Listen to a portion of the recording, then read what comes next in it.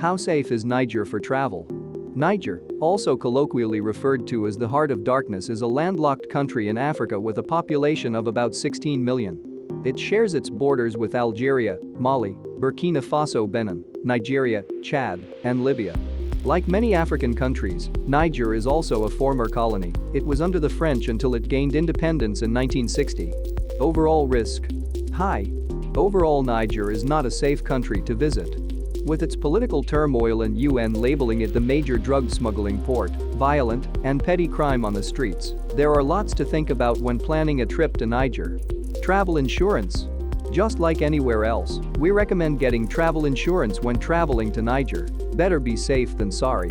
Word of caution: beware of pickpockets in crowded areas and tourist landmarks, and do not let your guard down just because you are feeling safe.